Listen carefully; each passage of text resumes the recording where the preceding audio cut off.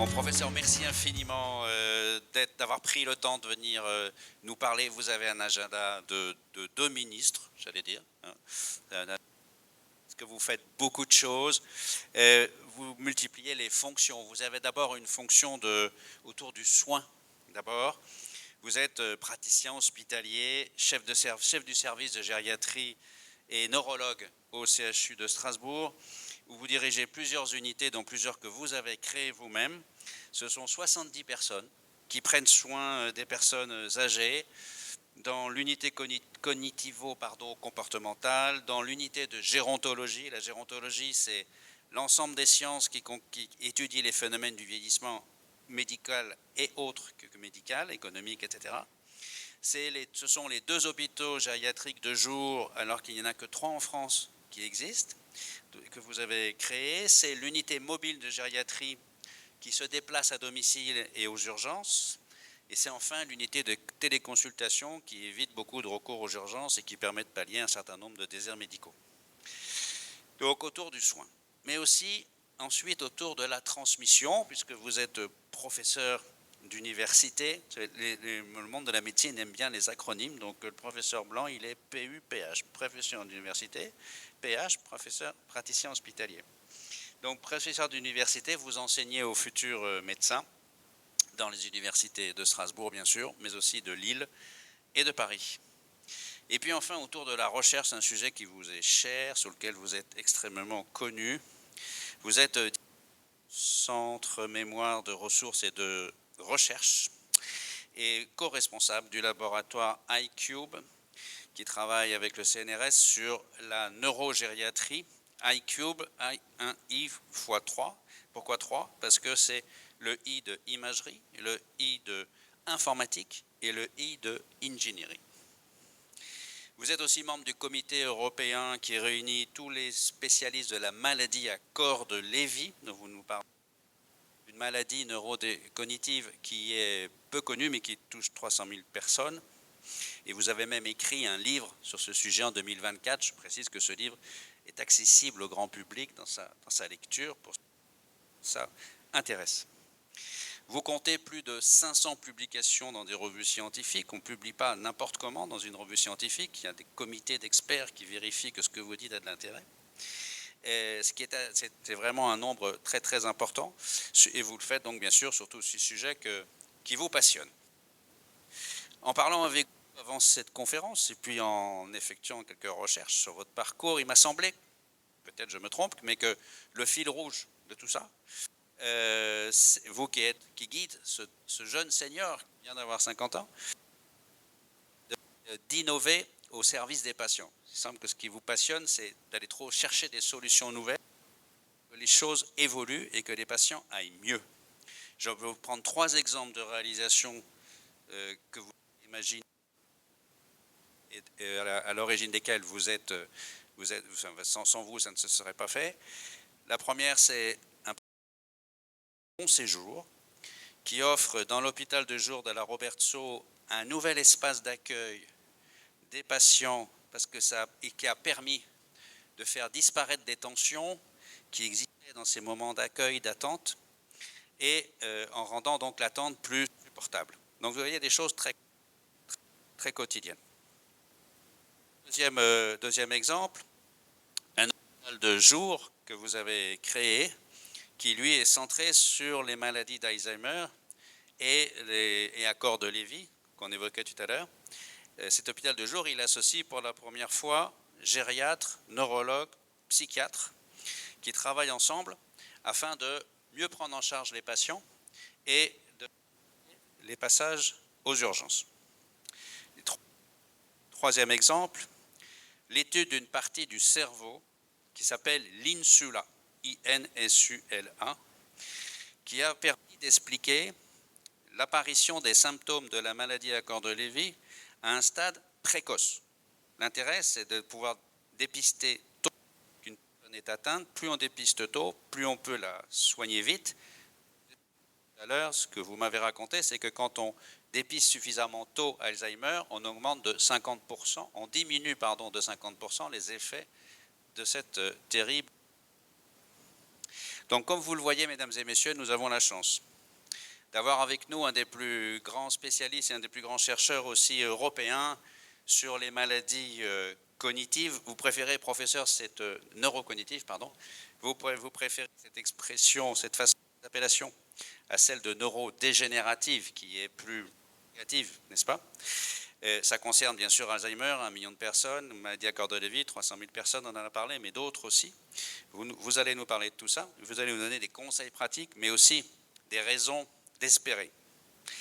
Mais vous allez aussi nous parler du bien vieillir, puisque c'est le thème de cette conférence, de comment bien vieillir. Et pour terminer, je voudrais partager avec vous toutes et tous une belle maxime du peintre Matisse qui,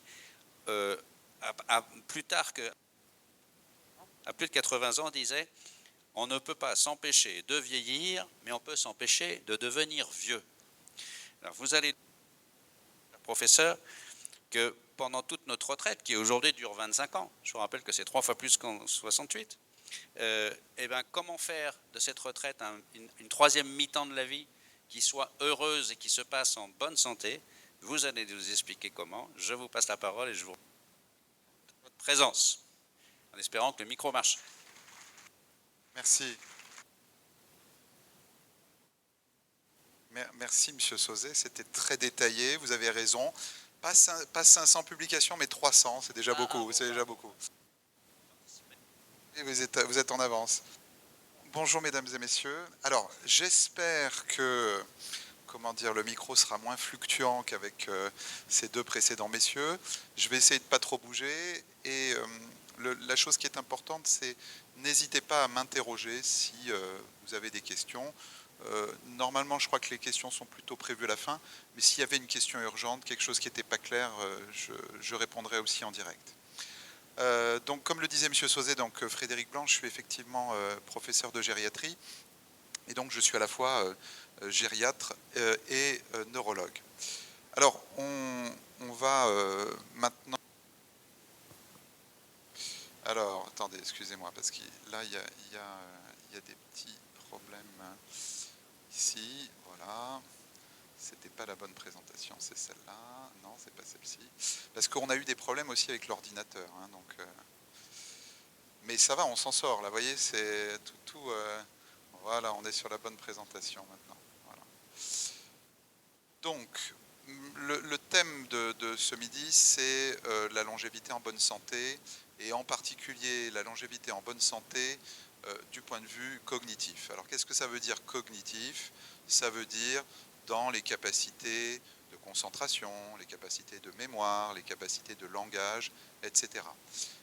Et en même temps, M. Sauzet, qui est très gourmand, m'a demandé de faire aussi la prévention des maladies neurocognitives. Donc je vais faire aussi la prévention des maladies neurocognitives.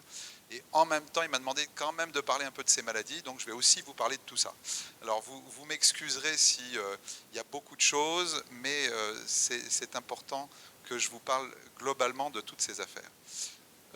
Je commence par mes déclarations pour vous dire que j'ai fait des présentations pour des laboratoires pharmaceutiques que sont Roche, Biogen et Eisai sur ces maladies dont je vais vous parler, que je participe et que j'ai participé à des boards dans le cadre de mon activité de recherche thérapeutique, de manière à conseiller les laboratoires par rapport à leurs médicaments. Et puis sinon, bon, tout ça, j'ai touché un peu d'argent pour ça, mais globalement, par rapport à d'autres collègues, je n'ai pas beaucoup de conflits d'intérêts, si c'est ça que je dois dire.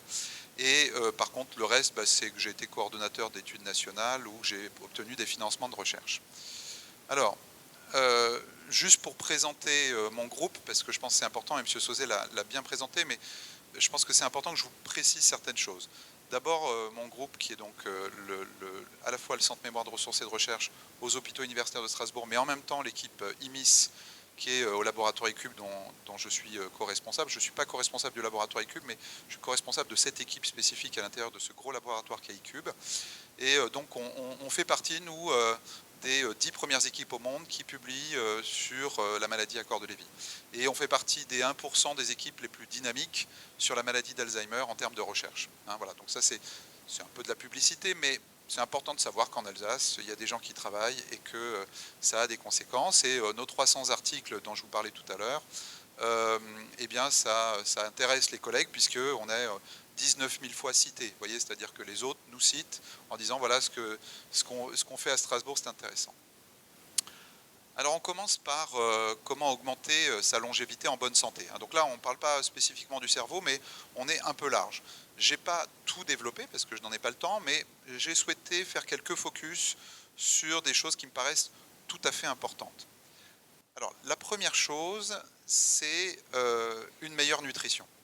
Je pense qu'il est très important d'avoir une nutrition adaptée pour avoir une longévité en santé. Et je le dis, excusez-moi de vous le dire, particulièrement en Alsace. Non, parce que malheureusement en Alsace, nous sommes des champions de l'infarctus du myocarde, de l'accident vasculaire cérébral, et donc, qu'est-ce que ça veut dire? De l'athérome. L'athérome, c'est-à-dire cette bouillie qui s'installe au niveau des vaisseaux et qui malheureusement a des conséquences extrêmement délétères. Alors, on commence par exemple, quel type de gras? Quel type de gras? On doit tous consommer du gras, ça fait partie de notre nourriture, mais quel type de gras il vaut mieux consommer? Vous voyez, c'est un point important. Et sur le type de gras, eh bien, vous avez sur cette diapositive, en gros, la modification de la mortalité en fonction du type de gras qu'on va améliorer ou pas. Alors, tout en haut, si demain vous aviez la mauvaise idée d'utiliser de l'huile hydrogénée, alors l'huile hydrogénée, ça a été en fait créé par des ingénieurs, c'est ce qu'on appelle les gras trans, et ces gras trans qu'on va trouver dans certains biscuits, dans certaines soupes en conserve, dans la pâte à tartiner, c'est marqué sur le... Ils sont obligés de marquer, c'est marqué huile hydrogénée. Si vous consommez de l'huile hydrogénée en trop grande quantité, eh bien vous augmentez votre risque de mortalité. Voilà, ça a été bien démontré, c'est assez clair. Donc finalement, il vaut mieux manger du gras naturel. Premier élément, vous voyez, ça c'est déjà un point bon. Deuxième élément, il y a le gras saturé, les graisses saturées. Les graisses saturées, c'est-à-dire le beurre, bon le beurre, la margarine, oh, le lard, qu'est-ce que c'est bon le lard? Mais oui, parce que ça donne du goût, vous voyez, quand on met du lard, quand on met du beurre, ça donne du goût.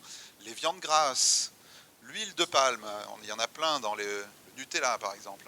Bon, eh bien, ces gras-là, ça augmente un peu le risque de mortalité. Pas beaucoup, mais ça augmente un peu le risque de mortalité. Vous voyez, en gros, si on augmente de 5% sa consommation de beurre, de margarine, etc., c'est évidemment eh bien, on augmente en gros de 5 à 10% son risque de mortalité. Quand même. Donc, c'est bien, vous pouvez prendre un peu de beurre, vous pouvez prendre un peu de lard, etc., mais en très faible quantité, s'il vous plaît. Voilà. Et donc ça peut être un changement culturel. Parce que culturellement, on peut être habitué, en fonction des familles, à manger du lard. Ça y est, il recommence. À manger du lard tous les midis ou à manger du beurre matin, midi et soir. C'est pas une très bonne idée. Disons que c'est très bien pour les enfants, mais après 50 ans, et j'en fais partie, après 60 ans encore plus, il vaut mieux éviter ça. À l'inverse, attention, à l'inverse, et ça va être valable pour tout mon diaporama, après 85 ans, 90 ans, on change de catégorie, et donc je ne vais pas parler de ça, mais globalement, après 85-90 ans, il faut manger tout ce qu'on a envie de manger. Eh oui, mais bon, tout le monde n'a pas 85 ans dans la salle, je crois. Mais par contre, avant, et dans cette fourchette 50, on va dire 80, et ben là, il faut faire attention. Et j'en suis désolé, mais c'est important. C'est important. Après, c'est une question, voilà. Je vous dis, vous en faites ce que vous voulez. Voilà. Par contre, si vous vous mettez à augmenter de 5% votre apport de gras en oméga 9, ça c'est la courbe verte, vous voyez, quand c'est vert, c'est bon.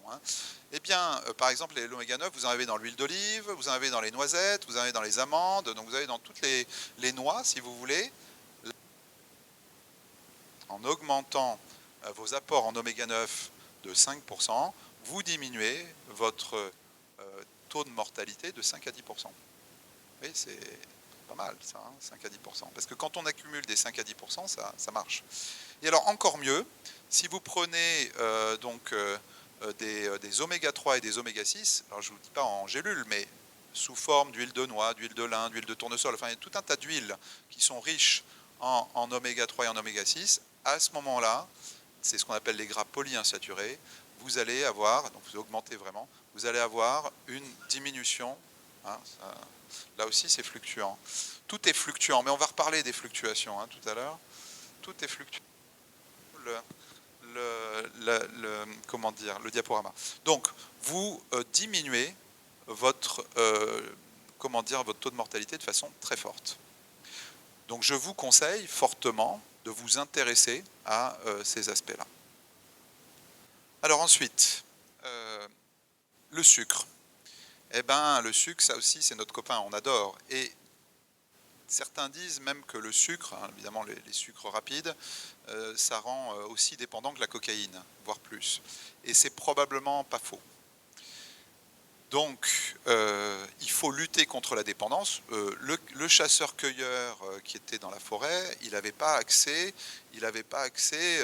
comment dire, à du sucre en morceaux, ou il avait un petit peu de miel, mais bon, il fallait le chercher avec les abeilles, c'était compliqué. Donc le sucre, il en avait rarement. Nous, on a un accès ad libitum, c'est-à-dire sans limite au sucre. Et c'est problématique. C'est problématique.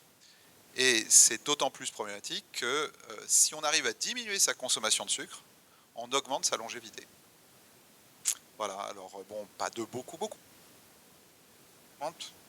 Sa longévité, ça c'est un papier qui est paru dans Circulation et qui montrait que c'était le cas en particulier chez et les moins de 65 ans et les plus de 65 ans, mais en particulier chez les moins de 65 ans. Hein, donc vraiment important d'essayer de diminuer la consommation de sucre. Ensuite, on passe à d'autres aspects de nutrition. Alors, je répète, moi, je suis pas diététicien, hein, je suis gériatre, je suis neurologue, mais c'est important que je vous parle de tout ça. Les noix, les noisettes, les amandes, on en a déjà un petit peu parlé là tout à l'heure. Eh bien, ça augmente au-delà de la longévité en bonne santé. Ben oui, parce que oui, madame avait l'air d'insister, mais oui, si c'est pour être grabataire, c'est pas très utile de vivre. Mais là, par contre, la longévité en bonne santé, c'est intéressant. Et donc, consommer ce type d'aliments a clairement un intérêt. Donc, n'hésitez pas. Vous pouvez faire des encas à base de noisettes, d'amandes, de noix. C'est tout à fait intéressant. Alors, toujours dans la longévité en bonne santé,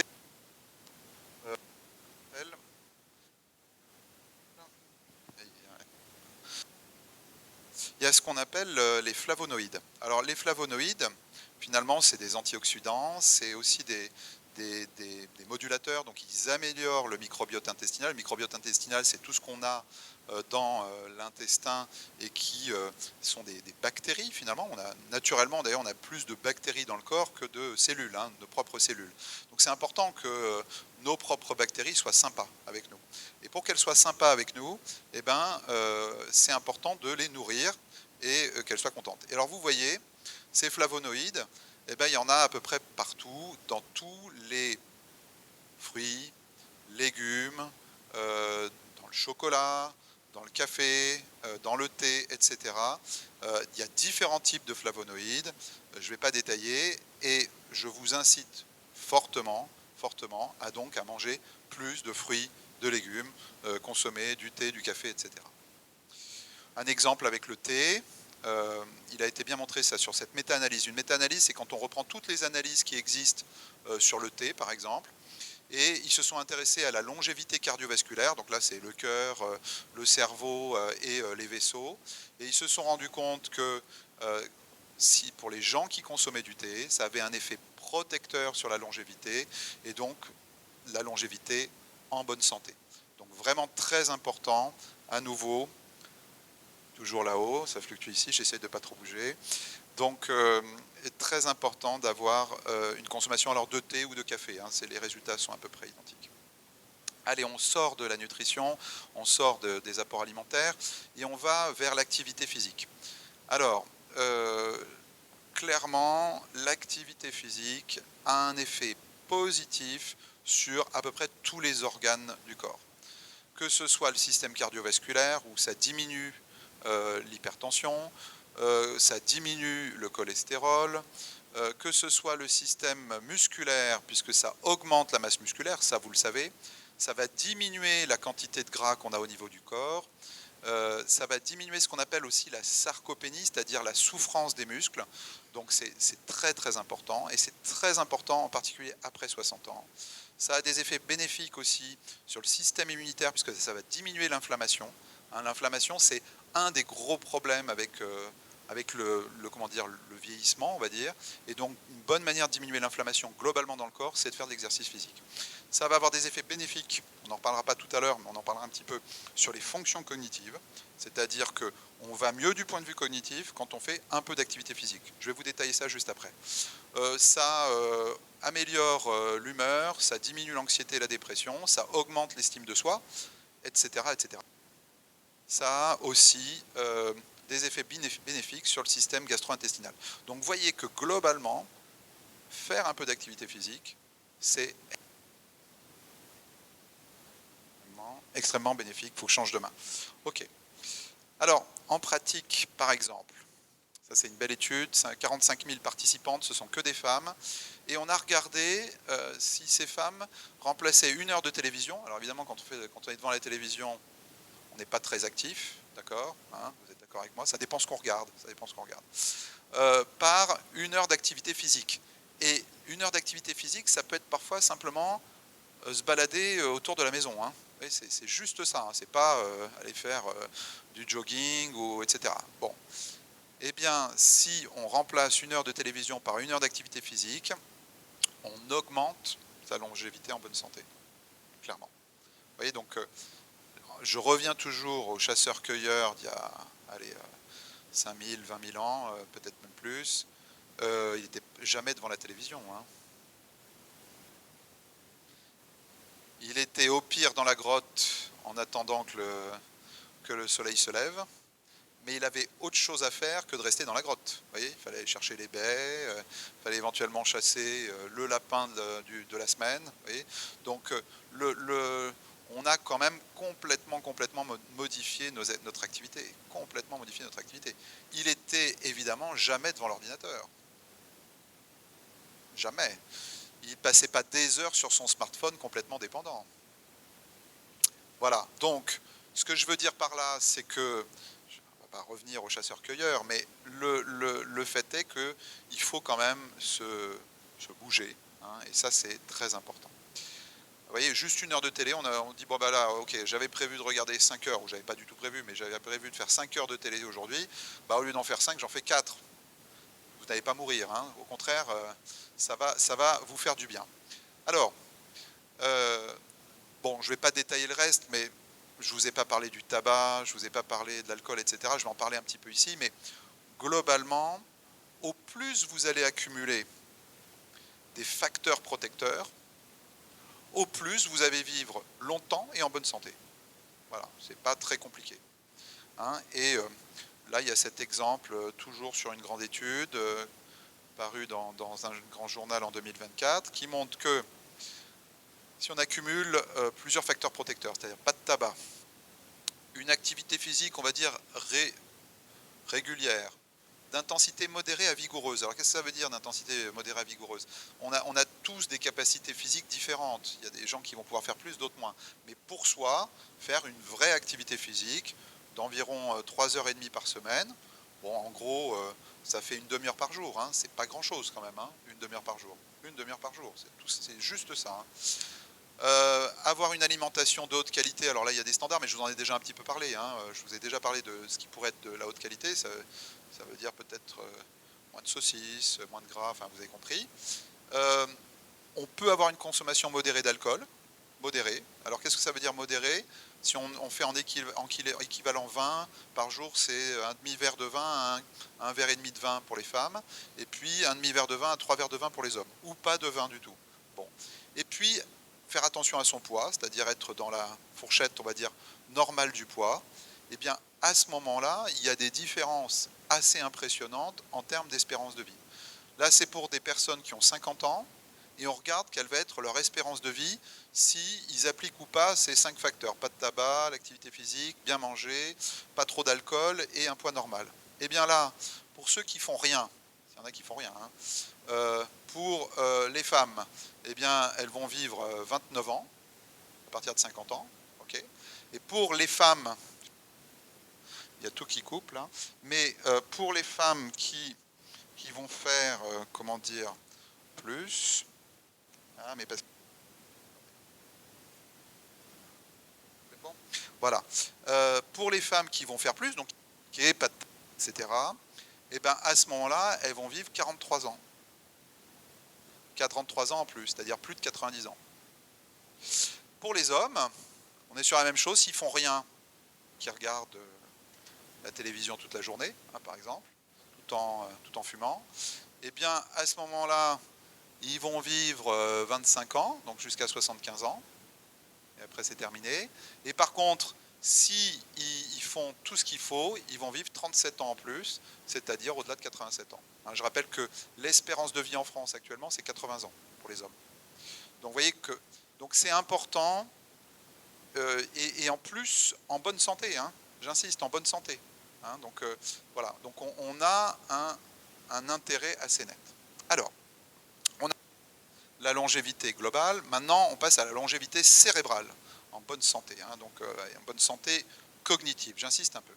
Alors, je reviens un petit peu maintenant sur la nutrition. Là, c'est à nouveau cette grande étude nord-américaine, 50 000 femmes.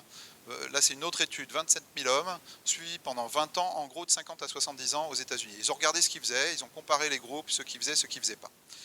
Eh bien, il y avait une moindre plainte cognitive, c'est-à-dire le patient, la personne se plaignait moins de ses capacités cognitives si il avait d'abord de la consommation de viande blanche, au sens poulet par exemple, sans peau, c'est-à-dire pas grasse. Voilà. Ne me demandez pas pourquoi, mais si on le comprend un petit peu, hein, c'est-à-dire si par contre ils prennent le poulet avec peau, là c'est moins bon. Il y a aussi de la consommation de thon ou de poisson. On prend du poisson, du thon régulièrement, pareil, on a moins de plaintes cognitives dans ce groupe-là. Si il y a la consommation de petits pois, de haricots verts, de haricots blancs, donc évidemment des légumes, pareil, moins de plaintes cognitives dans le temps, si finalement on a ça. Donc, encore une fois, manger équilibré fait que, attention, on est aux États-Unis, hein, donc ils ne mangent pas très très bien, les Américains. Mais bon, ça permet de faire justement des différences, et donc on voit qu'il y avait clairement un intérêt. Alors, cette diapositive, c'est bon, oui, c'est assez rigolo, hein, ces fluctuations-là. Je vais essayer de... Voilà. Donc, parce que c'est une diapositive qui a fait la synthèse de toute la littérature par rapport aux maladies cognitives. Et on s'est rendu compte que si on arrive à faire de la prévention en population, on pourrait diminuer la présence de maladies neurocognitives en France et ailleurs de 45%. 45%, c'est presque 50%. C'est-à-dire que nous pourrions diminuer quasiment de moitié le nombre de personnes avec maladies neurocognitives. Vous avez compris, hein, c'est-à-dire maladie d'Alzheimer, maladie à corps de Lévy, c'est celle dont je vais vous parler tout à l'heure. Et pour ça, il faudrait faire des programmes de prévention, et il faut soi-même faire sa propre prévention en agissant à tous les moments de la vie. Alors évidemment, ça a du mal là aussi. Bon, je ne sais pas comment faire. Le fait est que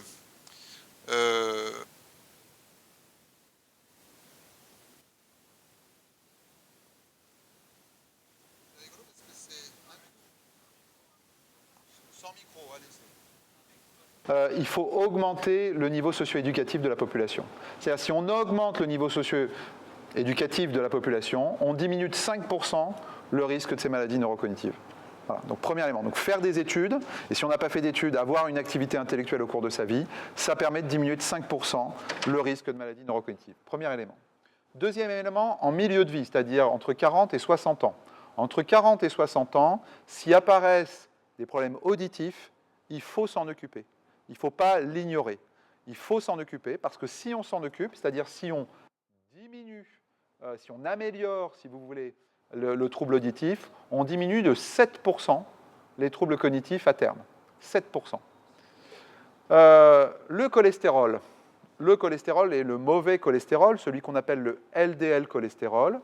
Si on s'en occupe, pareil, milieu de vie, 40-60 ans, alors soit d'abord en adaptant sa nourriture, et puis si c'est familial, en traitant notamment avec des statines ou avec d'autres médicaments, on diminue de 7% à nouveau le risque de maladie neurocognitive. Vous voyez, donc rien que là, dans cette première partie, 7 et 7, 14 plus 5, on est presque à 20% de diminution, rien qu'avec ça. Alors après, il y a d'autres aspects. On fait une dépression, on a le droit de faire une dépression malheureusement, 20% de la population va faire une dépression au courant de sa vie, c'est beaucoup mais c'est comme ça. Et si on agit sur cette dépression, c'est-à-dire si on fait une psychothérapie, si on s'occupe de soi ou si on prend un traitement antidépresseur, en tout cas on lutte contre la dépression, on diminue de 3% le risque de maladie neurocognitive.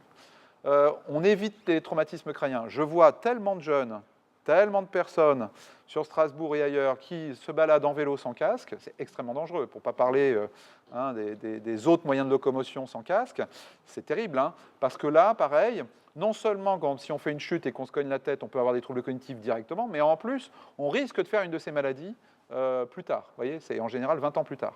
Donc vraiment, c'est important, éviter le traumatisme crânien. L'inactivité physique, c'est-à-dire au contraire, au bout du compte, avoir une activité physique, on diminue là aussi de 2-3%. Et puis si on agit sur le diabète, si on arrête de fumer, si on traite son hypertension, si on évite l'obésité, et si on n'a pas de consommation excessive d'alcool, donc une consommation raisonnable, et bien là, on diminue de 2% environ à chaque fois. Et puis alors, il n'est jamais trop tard, c'est-à-dire après 60 ans, 70 ans, là aussi, on peut agir. Et comment on peut agir? Et c'est important de le dire. Premier élément, éviter l'isolement social. Toutes les personnes âgées qui sont seules à domicile, qui ne voient jamais personne, c'est extrêmement délétère.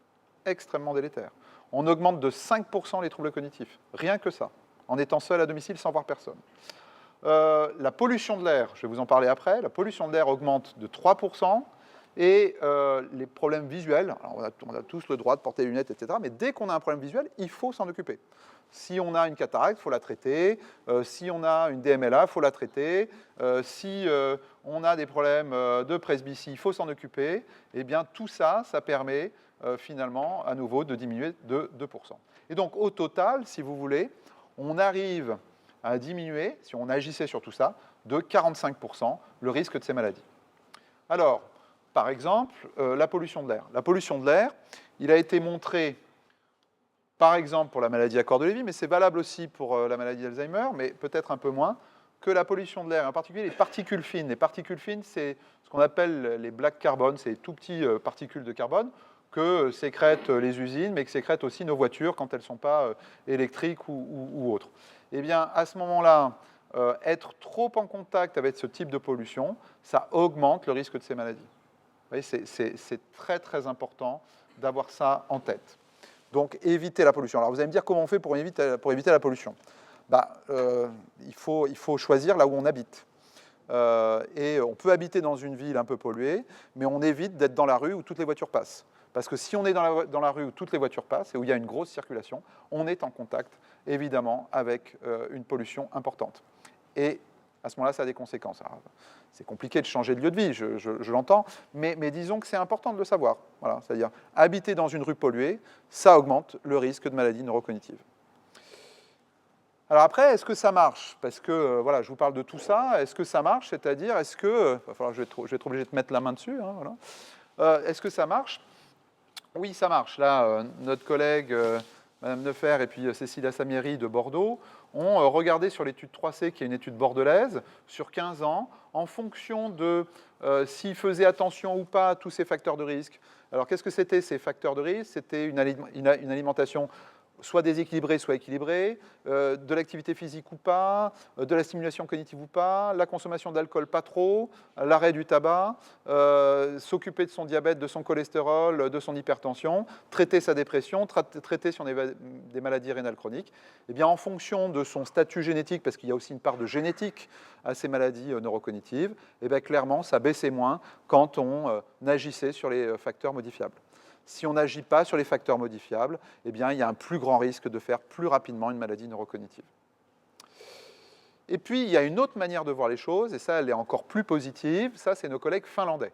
Vous savez, les Finlandais sont très pragmatiques, hein, on le voit avec les Russes, par exemple, ils sont en train d'anticiper au cas où il y aurait un problème avec les Russes. Ils sont très pragmatiques, les Finlandais. Et ils ont dit, OK, on va sélectionner les personnes qui sont plus à risque de développer une maladie neurocognitive. Ils n'ont pas de maladie neurocognitive, mais on va les sélectionner et on va agir et on va voir si on peut modifier leur risque de développer cette maladie ou de développer des troubles cognitifs. Ce qu'on appelle l'étude Finger. L'étude Finger, parce qu'il y avait 5 éléments comme les doigts, vous voyez, il y avait 5 objectifs principaux. Bon, je ne détaille pas. Et donc, cette étude Finger, 1260 participants, vous voyez, entre 60 et 77 ans. Et donc, qu'est-ce qu'ils ont fait avec ces patients ? Qui ne sont pas des patients, qui sont des gens qui ont un plus grand risque d'avoir un problème. Ils ont fait 2 groupes tirés au sort. Un groupe où on fait simplement des conseils de santé, et les gens en font ce qu'ils veulent, et un groupe où on va être proactif, c'est-à-dire on va les embêter. Et en embêtant les gens, c'est-à-dire, et en fait on ne les embête pas, pendant 2 ans, c'est-à-dire on va leur dire attention, l'alimentation va falloir faire comme ça, et on vous suit.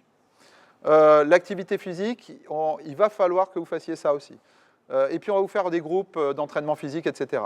L'entraînement cognitif qui se fait, lui, en distanciel, sur ordinateur. On oblige l'activité sociale en organisant des activités sociales. Et on surveille, il y a une surveillance des facteurs de risque vasculaire. Et bien, à ce moment-là, avec cette étude Finger, bon, je passe parce que c'est ce que je viens de vous dire, qui est donc une étude d'intervention, on dit, hein, c'est-à-dire on va s'occuper de gens qui n'ont pas de problème, mais qui sont à risque d'en avoir un jour. Et bien, à ce moment-là, sur la cognition, on a eu un gain entre les deux groupes, une amélioration pour celui qui avait le traitement, entre guillemets, de 25%. Sur les fonctions exécutives, donc les capacités d'organisation, on a amélioré les choses de 83%, pour la mémoire de 40%, et pour la vitesse de traitement, la rapidité, de 150%. Donc vous voyez que être proactif dans sa santé, dans sa longévité, eh ben, ça marche. Hein, ça permet finalement d'améliorer ses capacités cognitives chez des gens qui étaient plus à risque que les autres, hein, vous l'avez compris, c'est-à-dire qui ne faisaient pas trop bien les choses en réalité, qui étaient plus à risque, donc qui ne faisaient pas tout ce que je vous ai dit avant, ou en tout cas une grande partie de ce que je vous ai dit avant, eh bien on arrive à obtenir un vrai gain pour ces personnes-là. Voilà, j'ai fini pour la prévention de la longévité en bonne santé cognitive.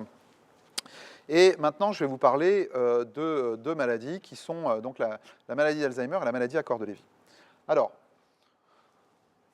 finalement, parler de ces 2 maladies, ça intéresse beaucoup de monde. Pourquoi ça intéresse beaucoup de monde ?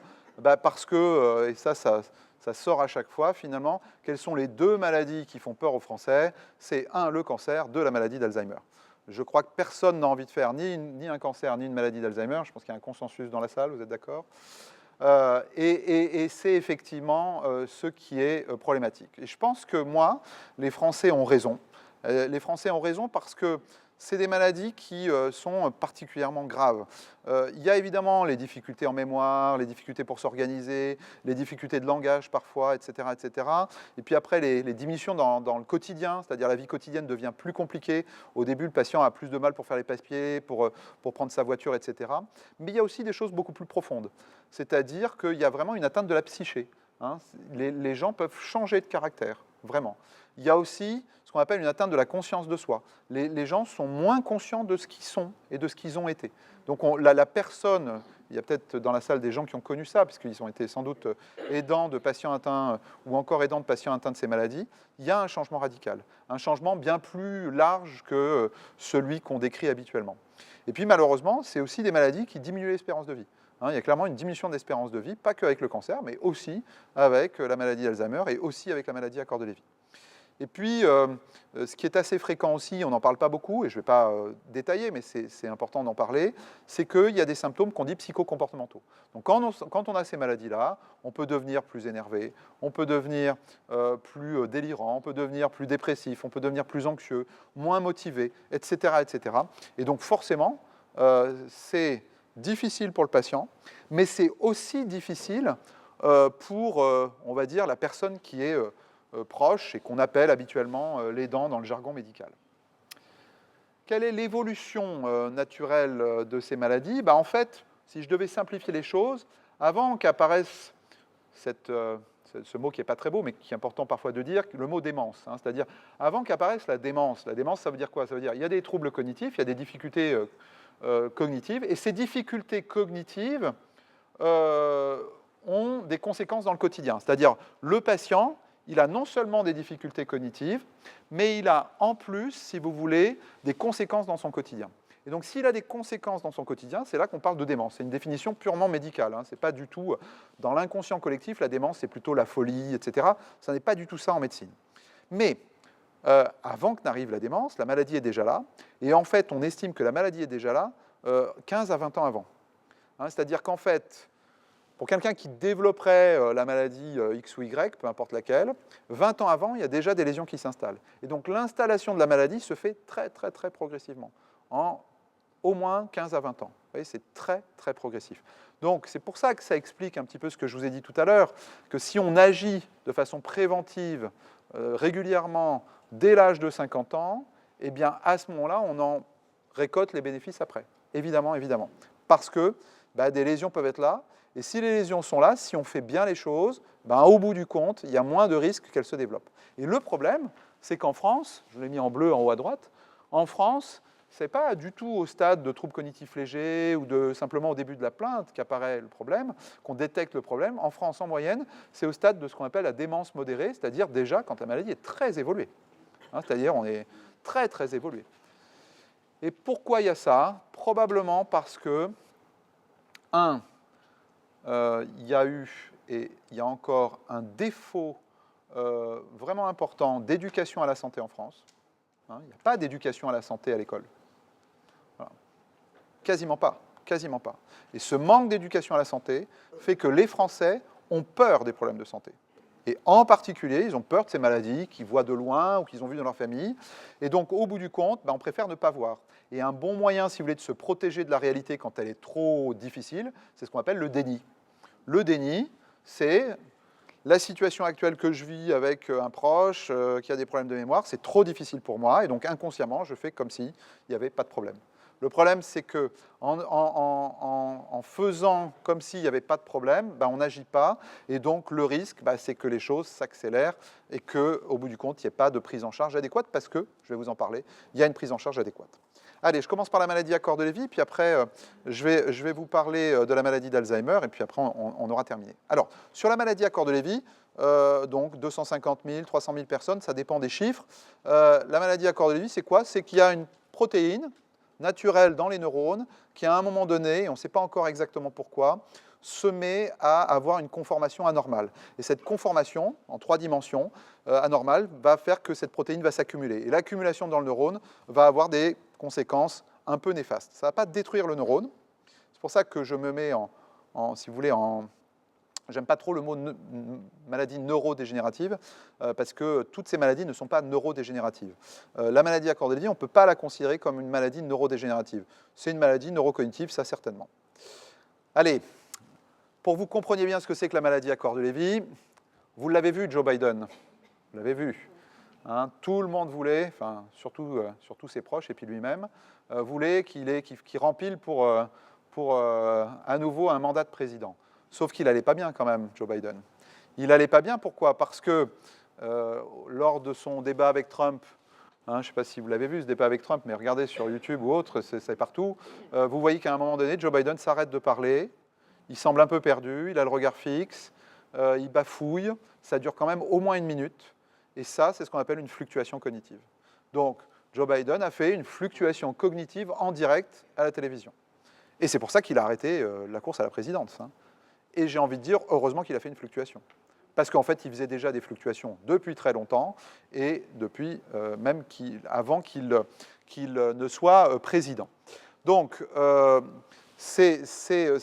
ne sais pas si Joe Biden a une maladie à corps de Lévy, mais je suis en train de vous expliquer qu'il a les symptômes de la maladie à corps de Lévy.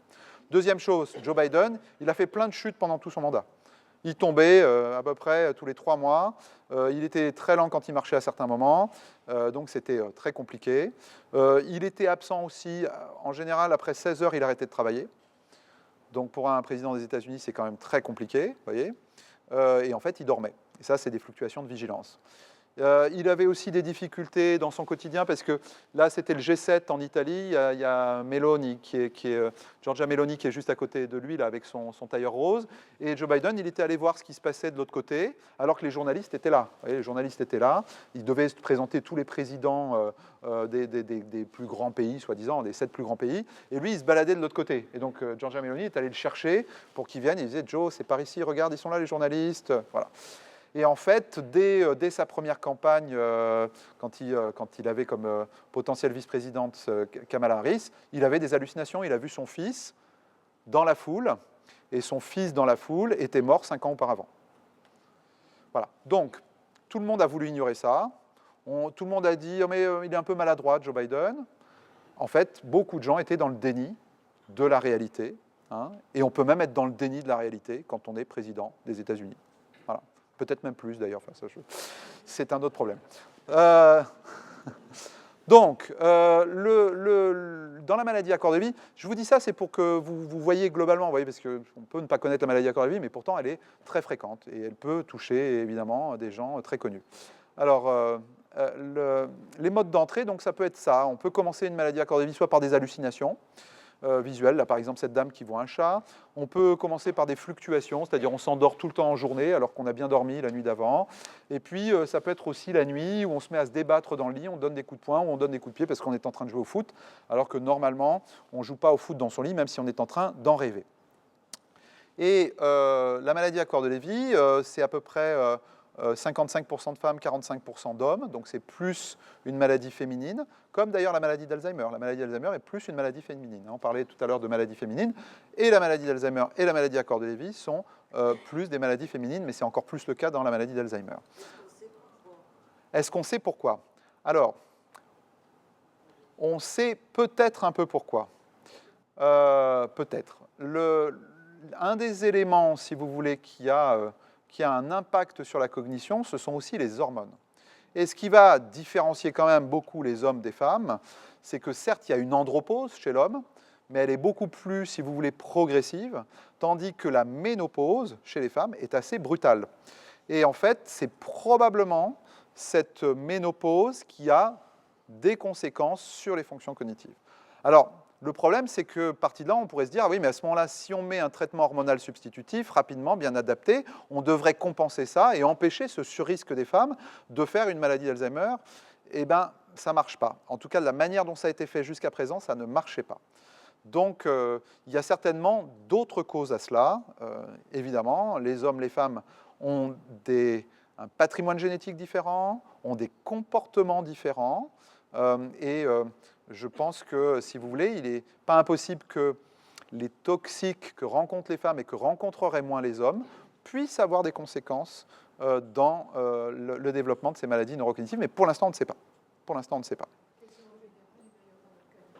Pardon ?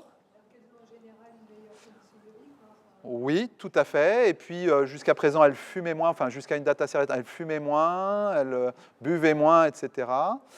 Mais je ne sais pas, hein, par exemple, les femmes utilisent beaucoup plus de crème, utilisent beaucoup plus et je vais faire un peu des choses un peu basiques, mais ce n'est pas une question de, vous voyez, c'est d'a priori, mais utilisent beaucoup plus des produits ménagers, etc., etc. Donc il n'est pas impossible, mais ça n'a encore jamais été démontré, qu'il y ait un contexte qu'on n'a pas encore jusqu'ici détecté qui favoriserait cette affaire-là.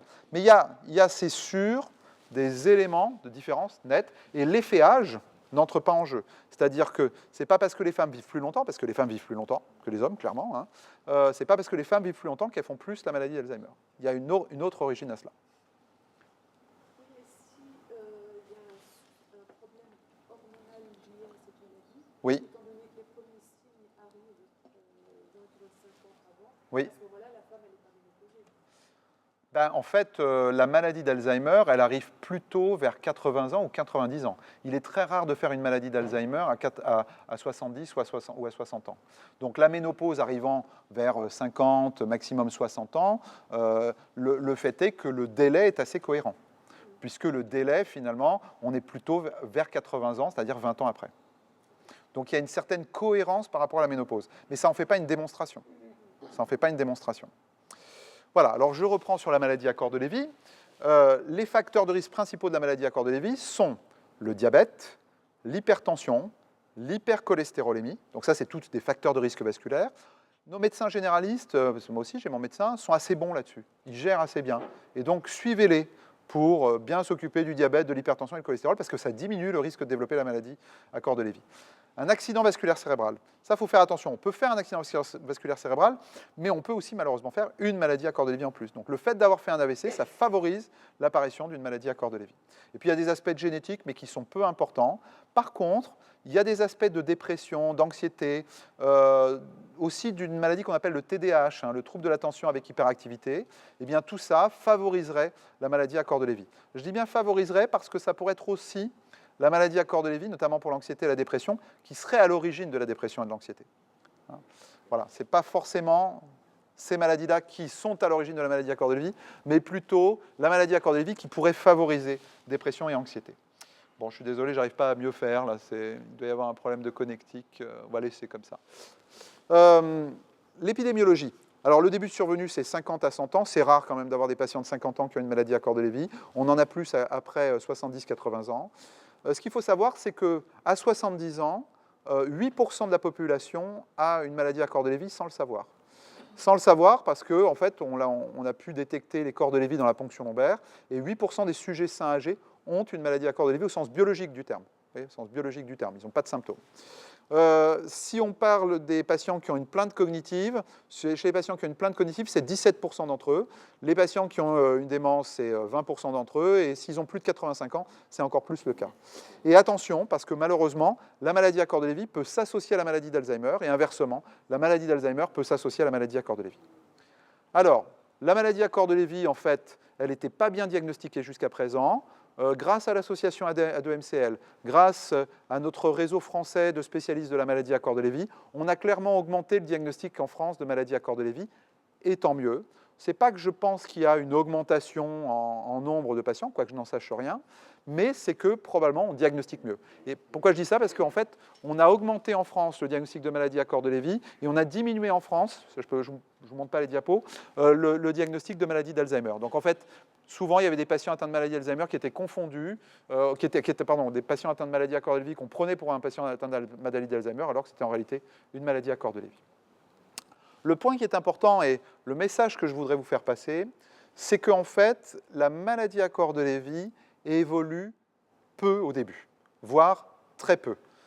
Pour ces sujets sains, au nombre de 8%, vous savez, qui, à 70 ans, qui ont une maladie à corps de Lévy biologique, eh bien, 10 ans après, ils ont à peine des petits troubles cognitifs. Bon, c'est la courbe orange qui est là.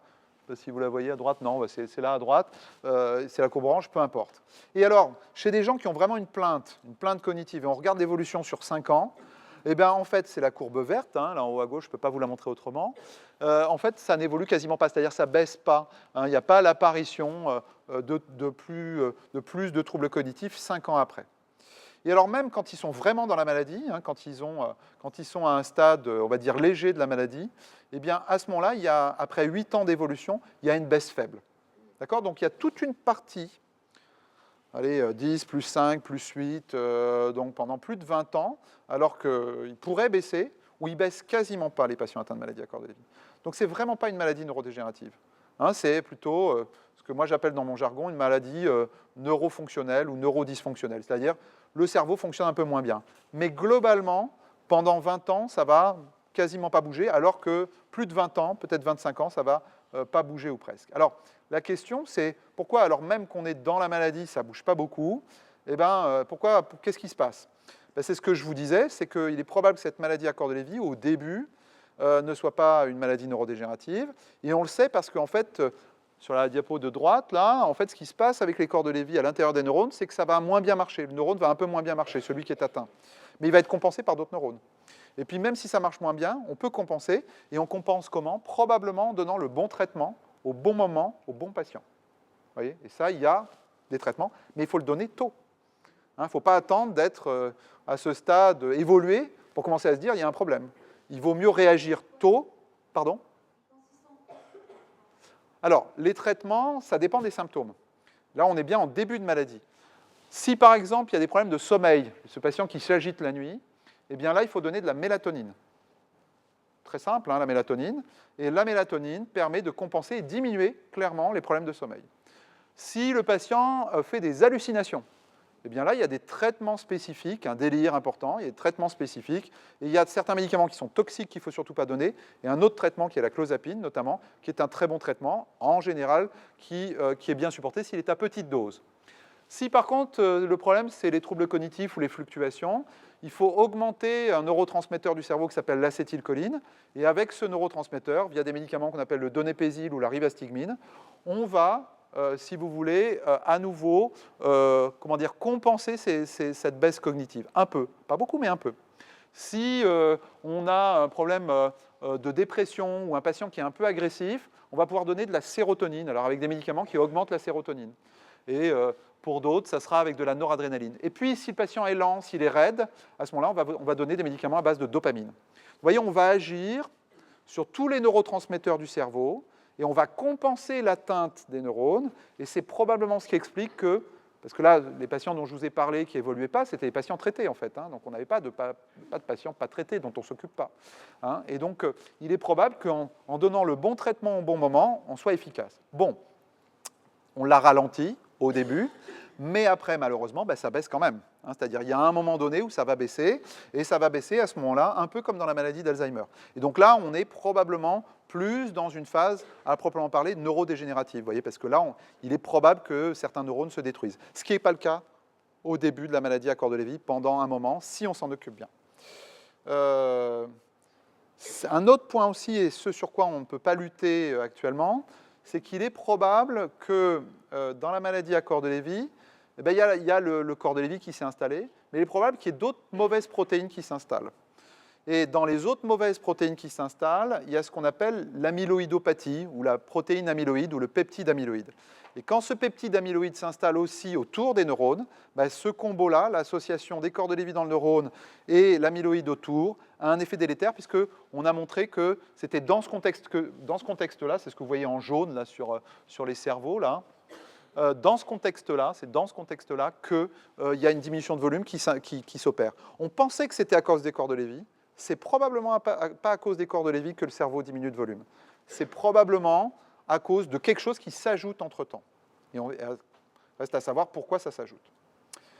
Voilà, allez, j'ai presque fini. On va parler de la maladie d'Alzheimer. Donc la maladie d'Alzheimer, c'est 1 million de personnes en France. Alors il y a des gens très connus qui ont eu la maladie d'Alzheimer. Peter Falk Colombo, il a eu une maladie d'Alzheimer. Hein. Margaret Thatcher, l'ex-première dame, la dame de fer, malheureusement, ça a été compliqué pour elle. Elle a fait, elle aussi, une maladie d'Alzheimer. Ronald Reagan a fait une maladie d'Alzheimer. C'est d'ailleurs pour ça qu'il y a eu un grand plan Alzheimer aux États-Unis très tôt, à la suite de l'annonce de sa maladie. Annie Girardot, si on veut rester en France, elle avait raconté et ses proches avaient raconté qu'ils avaient une maladie d'Alzheimer. Bon. Il y a plusieurs formes. Ce qu'il faut retenir, c'est que dans la maladie d'Alzheimer, pour l'essentiel, il y a, si vous voulez, une diminution de la mémoire. Mais il peut y avoir un début par des problèmes de langage, un début par des problèmes visuels, un début par des problèmes de comportement. Donc la maladie d'Alzheimer, ce n'est pas une seule maladie, c'est probablement plusieurs maladies, ça dépend où ça débute dans le cerveau. Contrairement à la maladie à Cordes-Lévy, où je vous ai dit qu'il y avait simplement des corps de Lévy dans les neurones, là, il va y avoir deux types de problèmes. Un, il va y avoir des plaques amyloïdes, ce qu'on appelle aussi des plaques séniles, à l'extérieur des neurones. Et deux, il va y avoir à l'intérieur des neurones, vraiment à l'intérieur des neurones, ce qu'on appelle les dégénérescences neurofibrillaires. Donc là, c'est malheureusement, la maladie d'Alzheimer, vraiment une maladie neurodégénérative. Hein, les neurones se détruisent à cause de cette dégénérescence neurofibrillaire. On le voit à l'IRM, puisqu'au début, il va y avoir une diminution de volume des hippocampes, c'est les flèches rouges. Là, il y a trop de noir autour. Pourquoi il y a ce noir autour? Parce qu'il y a de l'eau qui s'est mise à la place de ce volume hippocampique qui a diminué. Pour en faire le diagnostic, c'est d'abord avec les tests cognitifs et l'IRM. Et si on a des difficultés pour faire le diagnostic, maintenant, on a 3 nouveaux moyens de faire le diagnostic qu'on utilise maintenant depuis un moment. Un, c'est la ponction lombaire. Alors, c'est un peu impressionnant comme ça, mais en fait, on utilise une aiguille très fine, on fait une anesthésie locale. Pour le patient, en tout cas dans notre groupe, la plupart du temps, c'est soit pas du tout, soit peu douloureux, mais ça permet d'avoir vraiment un diagnostic de certitude. Et puis, si ça, c'est pas possible parce que le dos est fragile, etc., on peut faire une scintigraphie du cerveau, où on va voir du jaune s'installer là, ce qu'on appelle la scintigraphie amyloïde à gauche, ça c'est des patients qui ont atteint de maladie d'Alzheimer, tandis qu'à droite, quand c'est plus bleu, en fait, c'est pas une maladie d'Alzheimer. Demain, et demain c'est aujourd'hui, puisque nous on va commencer à l'utiliser sur Strasbourg, on va avoir des biomarqueurs sanguins. Donc on n'aura plus besoin de faire la ponction lombaire, on n'aura plus besoin de faire la scintigraphie amyloïde, et on va pouvoir utiliser ces biomarqueurs sanguins. C'est bien, mais ce n'est pas parfait. Ce n'est pas parfait parce que ça ne va pas nous donner un diagnostic de certitude. Regardez, là, c'est des patients en jaune atteints de maladie à corps de Lévy, en rouge atteints de maladie d'Alzheimer. Chaque point correspond au taux de cette protéine. Et vous voyez qu'il y a, des gens qui sont au même niveau, quoi, hein. Donc on ne pourra pas différencier, par exemple, la maladie d'Alzheimer de la maladie à corps de Lévy avec ça. Mais ça pourra nous aider, sans doute, pour dire il y a peut-être un problème, il faut sans doute aller plus loin, et ce sera peut-être plus simple pour certains patients. Oui? Pendant 2 minutes pour le diagnostic de certitude avec le liquide céphalorachidien. Oui. Puisque ma mère a 82 ans, au moment du décès de mon père, elle a été suivie par le professeur Dubois à Paris. Oui. Et elle a eu les marqueurs positifs de la maladie d'Alzheimer. Oui. Et est décédée à 94 ans sans avoir la maladie du tout. Le professeur Dubois était scotché par le cas de ma mère, mais... Alors, ça, c'est ce que je vous expliquais un petit peu. C'est-à-dire qu'on peut avoir les biomarqueurs, mais pour autant ne pas avoir la maladie. Dans le sens, elle l'avait biologiquement, mais elle ne l'avait pas cliniquement. Vous voyez ce que je veux dire? Hein, il faut bien... donc, et heureusement, ça arrive parfois, mais globalement quand même, ceux qui ont les biomarqueurs, malheureusement, dans plus de 95% des cas, développent la maladie. Voilà. Alors, oui? Concernant les marqueurs, sur le schéma que vous avez montré juste avant, Oui. ça veut dire qu'il y a des biomarqueurs qui existent pour détecter la maladie à corps de Lévy? Non. Pour l'instant, alors, il y a... Ça, c'est pour la prise de sang pour les biomarqueurs de la maladie d'Alzheimer, mais vous voyez que ça se confond avec la maladie à corps de Lévy, donc ce n'est pas très spécifique. Mais dans le sang, spécifiquement, on ne peut pas diagnostiquer la maladie à corps de Lévy pour l'instant. On est en train d'essayer de le développer, nous, à Strasbourg, mais ça va mettre du temps. Ça va mettre du temps. Je pense qu'on ne l'aura pas avant 5 ans au moins. Voilà. Bon, après, 5 ans, dans une échelle de temps, c'est court, hein, mais bon, il faut être patient. En médecine, il faut être patient. Voilà. Moi, je l'aimerais bien l'avoir plus tôt, hein, mais je... Allez, la prise en soin, donc sans les médicaments de ces deux maladies, et puis après la prise en soin avec les nouveaux médicaments. Donc, par rapport à la prise en soin, je vais vous parler surtout du début de la maladie. La prise en soin, c'est-à-dire ce n'est pas les médicaments, hein, c'est la prise en soin humaine. Ce qui est important, c'est d'avoir un suivi médical régulier. Suivi médical régulier avec un médecin traitant. Très important d'avoir un bon médecin traitant. Vous savez, les médecins traitants qui ont... des escaliers pour pouvoir rentrer chez eux et qui n'ont pas d'ascenseur. Hein. Moi, quand mes patients doivent faire 2 étages à pied et qu'ils ont des difficultés de marche, de fait, ils ne vont plus voir leur médecin traitant. Voyez.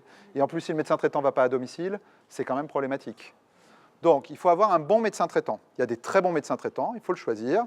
Je ne peux pas vous conseiller ici le listing des bons médecins traitants dans la région, mais je vous conseille d'avoir un très bon médecin traitant. Moi, j'ai un très bon médecin traitant, c'est pas moi qui me soigne. Deuxième chose, mais non mais c'est important, il y a beaucoup de médecins je vois beaucoup de médecins qui arrivent et je dis c'est qui votre médecin traitant? C'est moi. Ah, ça c'est pas possible, hein. S'il y a des médecins dans la salle, ça n'est pas possible. Ça n'est pas possible. Deuxième chose, un bon spécialiste. À partir du moment où on a fait le diagnostic, il faut avoir soit un bon gériatre, soit un bon neurologue, soit un bon psychiatre. Ces 3 spécialités sont en capacité de gérer la maladie. Et eux, il faut les voir en gros 1 fois par an. On ne peut pas faire beaucoup plus, pour plein de raisons, mais parce qu'on manque de spécialistes, mais au moins les voir 1 fois par an pour adapter les traitements.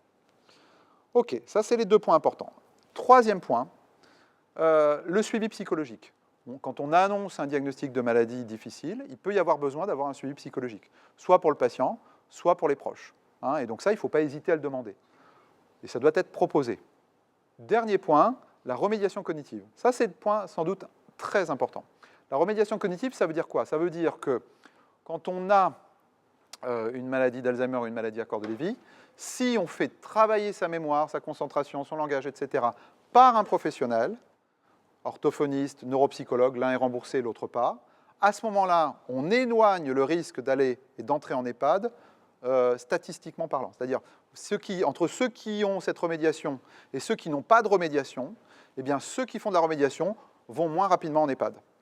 D'accord ? Ça, on avait montré ça dans une étude en France qui s'appelait ETNA 3, où on voyait que la différence était assez nette et c'était de l'ordre parfois de plusieurs années. Au stade suivant, c'est-à-dire stade léger de la maladie, là on était sur le stade très léger, eh bien, il faut toujours le suivi médical par les deux types de médecins. Pourquoi pas le suivi psychologique si nécessaire? Il faut commencer à s'informer sur les aides. Hein, et ça, le médecin doit vous en parler, parce que s'il y a plus de difficultés au quotidien, on va avoir besoin d'aide à domicile. Il faut aussi continuer la remédiation cognitive. On peut aussi faire ce qu'on appelle l'équipe spécialisée Alzheimer. Alors là, c'est un petit peu différent, je vais vous en parler juste après. L'équipe spécialisée Alzheimer se déplace à domicile et va plutôt faire de la remédiation, c'est-à-dire de l'entraînement à la mémoire, à domicile dans le contexte de la maison, dans le contexte du jardin, dans le contexte de... Voilà. Il faut faire aussi de la kinésithérapie pour les patients qui ont des difficultés à la marche ou qui ont un plus grand risque de chute, en particulier les patients atteints de maladies à corps de Lévy. Et puis, il faut se mettre en contact, à mon avis, avec les associations de patients, parce que être en contact avec les associations de patients, ça veut dire des activités, ça veut dire des renseignements, et les conseils que va donner le médecin, ce n'est pas la même chose que le conseil que va donner quelqu'un qui connaît bien la maladie, qui l'a vécu de l'intérieur, voyez. Parce que dans les associations, il y a d'autres personnes qui ont vécu la maladie de l'intérieur. Voilà, sur Strasbourg, il y a le phare, qui est un groupe qui est rattaché à l'ABRAPA, qui est une association très connue dans le milieu donc, des personnes âgées à Strasbourg. Et l'ABRAPA donc, propose, et c'est remboursé par la sécurité sociale, de passer à domicile sur prescription médicale et de faire de l'entraînement cognitif. Ça peut être aussi faire du jardin, hein, voilà. Hein, accompagner quelqu'un pour faire du jardin, pour qu'il y ait c'est aussi avec une tablette, ça peut être aussi des jeux de société, etc. Et en général, ils viennent 3 quarts d'heure chaque semaine pour faire cette stimulation cognitive. Oui ? Oui.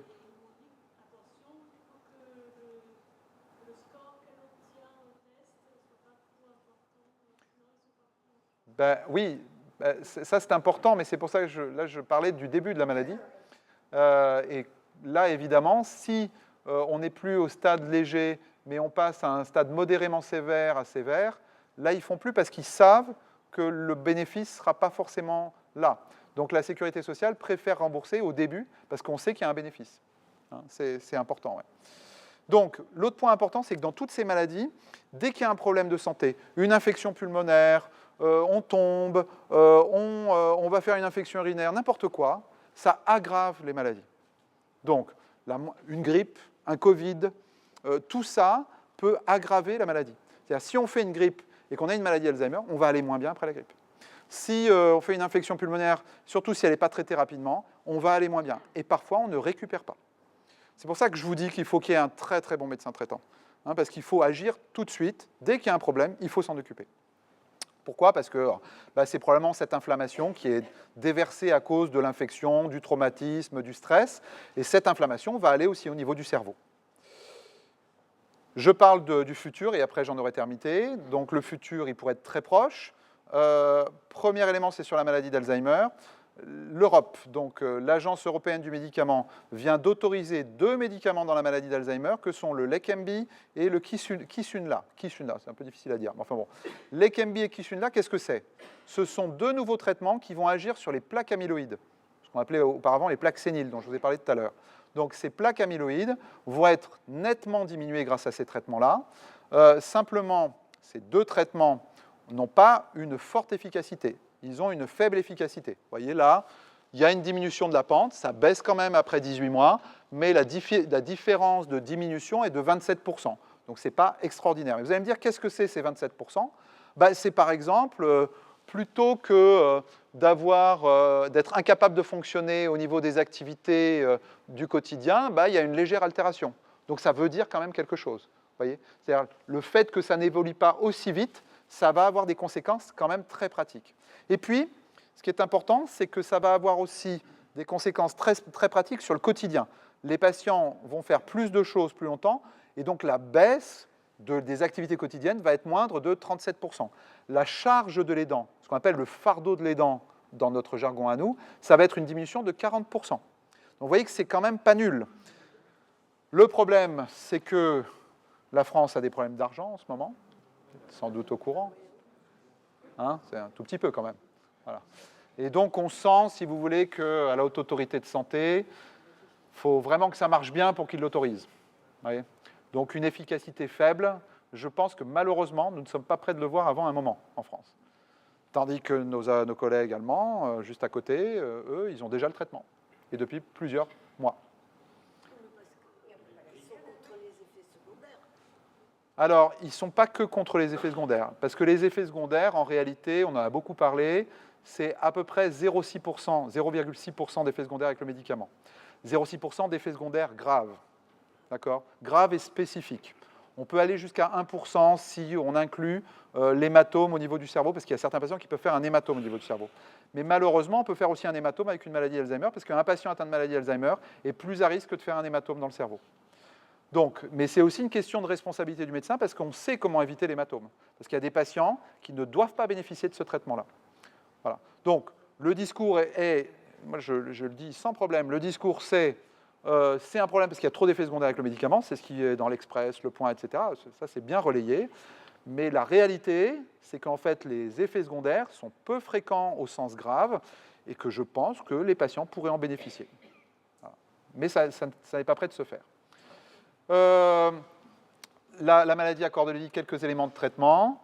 Là, on est en train de tester la stimulation magnétique transcrânienne. Donc, vous voyez, c'est quelque chose qu'on applique, de la stimulation magnétique chez les patients débutants dans la maladie. Et on est en train de regarder si ça fonctionne. Ce dont on est en train de se rendre compte, c'est que ça semble un peu fonctionner chez les patients qui ont que la maladie à corps de Levy. On a malheureusement eu des patients qui avaient maladie à corps de Levy et maladie d'Alzheimer dans l'étude. Et c'était ceux-là qui en ont le moins bien bénéficié. C'est-à-dire que ça a continué à s'aggraver malgré le traitement. Voilà, des petites diminutions avec des temps de réaction un peu meilleurs et moins de difficultés à repérer des choses du point de vue cognitif. On va tester aussi bientôt, là, début 2026, enfin dès novembre, mais ça va vraiment se mettre en route en début 2026, de la photobiomodulation. Alors ça, c'est intéressant. La photobiomodulation, c'est du proche infrarouge. Là, on est toujours dans la maladie à corps de Levy. Et ça va permettre de stimuler les neurones et en même temps de stimuler la centrale énergétique de neurones qu'on appelle les mitochondries. Mitochondries qui sont atteintes dans la maladie à corps de Levy. Donc c'est une étude qu'on va faire avec pas beaucoup de patients. Hein. 15 patients qui auront eu le traitement, 15 autres qui auront le casque aussi, mais sans le traitement. Et on va comparer, voir comment ils évoluent et voir s'il y a une différence. On est en train de tester aussi, toujours sur Strasbourg, un nouveau médicament qui est le neflamapimod, qui est un anti-inflammatoire et un médicament qui augmente l'acétylcholine du cerveau. Et pour l'instant, les premières études de phase 2, il faut attendre les études de phase 3, mais il y a eu plusieurs études de phase 2, parce qu'il y a très compliqué la recherche thérapeutique, mais il y a d'abord la phase 1, puis après la phase 2, puis la phase 3. Sur les études de phase 2, les 2 études de phase 2, ça a montré un bénéfice. Bénéfice sur la marche, bénéfice aussi du point de vue cognitif et bénéfice du point de vue du quotidien du patient. Mais il faudra attendre encore quelques années avant de pouvoir vraiment en bénéficier dans le quotidien. Mais ce sont des bonnes nouvelles. Donc, pour la maladie d'Alzheimer et la maladie à corps de Levy, en facteur protecteur et la prévention, j'aimerais insister sur un autre point dont je n'ai pas parlé là et dont lesquels les Français sont un peu allergiques en ce moment, mais sans doute pour plein d'autres raisons, c'est travailler. Travailler, c'est excellent pour le cerveau. Vous voyez ce que je suis en train de faire là? C'est très bon pour moi. Ah bah à 50 ans, à 50 ans. Ah mais moi je suis prêt à en parler à tout le monde et je le dis à qui veut m'entendre. Mais vous savez, les médecins, tout le monde n'a pas forcément envie de nous entendre. Vous voyez ce que je veux dire? Donc le message que je veux dire sur le fait de travailler, il y a eu des belles études qui ont été faites et si on travaille plus longtemps, on a moins de risques de développer une maladie neurocognitive. Par contre, pas si on fait un travail de force. Hein, c'est-à-dire, si on fait un travail de force, il est raisonnable de finir plus tôt. Mais sur des travaux à prédominance intellectuelle, et il y a beaucoup de travaux à prédominance intellectuelle, eh bien, ça a un effet bénéfique. Et l'autre point aussi, c'est que si on veut que ça marche, il faut éviter l'arrêt brutal du travail. Cette mode de l'arrêt brutal du travail en France n'est pas une bonne idée. Là, pareil, ça a été démontré, si on diminue son travail progressivement au cours du temps, ça a un effet bénéfique sur le long terme. Donc voilà, je vous le dis parce que donc, si on veut aussi prévenir ces maladies neurocognitives, ce sera important de revoir notre vision de la retraite. Hein, voilà. Ce d'autant que notre retraite maintenant est de plus en plus longue. Hein, et donc, à quoi bon? Voilà, je pose la question. Ensuite, avoir une activité physique, bien manger, j'en ai parlé, et agir sur tous les facteurs de risque dont je vous avais parlé juste avant. Alors, pour conclure, la prévention dans le but d'une longévité en bonne santé cognitive existe. Il faut agir sur la nutrition, il faut agir sur l'activité physique, il faut arrêter le tabac, il faut adapter sa prise d'alcool, donc la diminuer. Habiter à distance de la pollution, c'est une vraie question. Hein. Globalement, en termes populationnels, il faudrait diminuer la pollution. C'est quand même en train d'être fait, mais individuellement, il faut arriver à habiter à distance de routes très passantes. Il faut traiter les difficultés auditives ou visuelles. Il y a une mini-révolution avec ces premiers traitements pour la maladie d'Alzheimer, qui, certes, ont des effets secondaires, mais ont aussi des effets bénéfiques, et c'est une maladie grave, et donc je pense que ce serait important qu'on puisse en faire bénéficier aux Français. Demain, on aura d'autres médicaments, donc on aura peut-être d'autres chances de pouvoir en bénéficier en France. Dans la maladie à corps de Lévy, vous avez vu qu'il y a eu aussi une dynamique importante en termes de traitement, mais vraiment, il nous faudra quelque chose pour éviter de passer cette phase fonctionnelle ou neurofonctionnelle à cette phase neurodégénérative. C'est là qu'est le vrai problème. Dans les deux cas, la remédiation cognitive et l'accompagnement sont capitaux. Donc, alors, à la question adieu aux maladies neurocognitives, non, pas tout de suite. Par contre, on commence clairement à mieux lutter et c'est la responsabilité de chacun. Voilà, je vous remercie. Je remercie en même temps l'ensemble de mon équipe qui participe à tout cela. C'est une partie des plus de 70 personnes qui travaillent avec moi. Et si la maladie à corps de Lévy vous intéresse, effectivement, j'ai écrit un livre qui a été remis à jour en 2025. Ah, merci. Merci beaucoup, professeur.